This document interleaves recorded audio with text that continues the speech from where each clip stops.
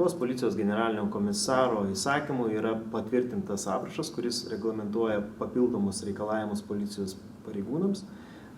Jame yra numatyta, kad policijos pareigūnai ne mažiau kaip 2 kartus per savaitę turi lankyti fizinės prievartos ir fizinio rengimo užsiėmimus ir nerečiau kaip 2 kartus per mėnesį lankyti šaudybos ir profesinės taktikos užsiėmimus.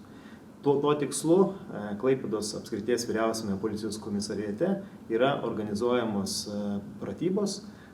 Pratybose dalyvauja visų padalinių policijos pareigūnai ir jie privalo surinkti atitinkamą valandų skaičių. Profesinės taktikos pratybų metu policijos pareigūnai yra mokomi veikti įvairiose situacijose, kaip pavyzdys, gauna pranešimą apie įvykį, turi reaguoti, priimti sprendimus.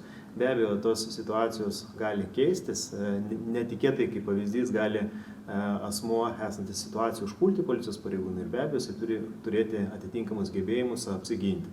Kaip pavyzdys, vyko pratybos būtent su asmenimis, kur yra ginkluoti peiliu, tai policijos pareigūnai buvo mokomi apsiginti, išlaikyti atstumą, panaudoti ir prievartą prieš tokius asmenis.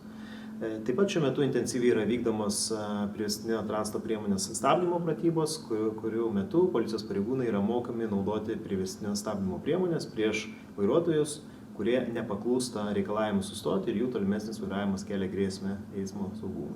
Tai praktiškai intensyviai visą birželio mėnesį šitos pratybos yra vykdomos. Per šaudymo pratybos yra didelis akcentas į šaunamųjų ginklų ardymą, jų pagrindinį bei taktinį panaudojimą.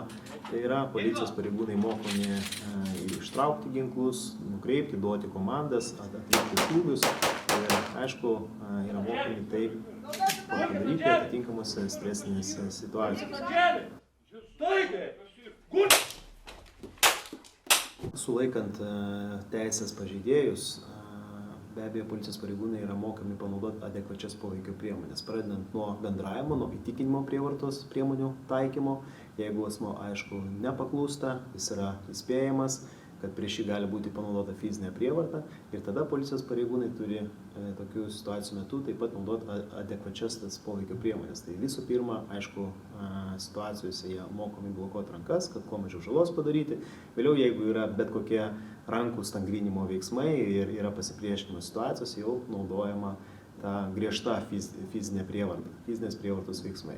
Dažniausiai, aišku, žmonės tokiais atvejais yra guldomi ant žemės, jiems yra užlaužiamos rankos, tikslu, kad žmonės, tie, kurie priešinasi, nesusižalotų, nepadarytų žalos policijos pareigūnams. Tai užlaužiamos rankos, dedami antrankiai ir vykdomi tolimesni procedūriniais tokiais žmonėmis veiksmai. Bet pagrindinis akcentas į tai, kad ta jėga turi būti adekvati konkrečiai situacijai.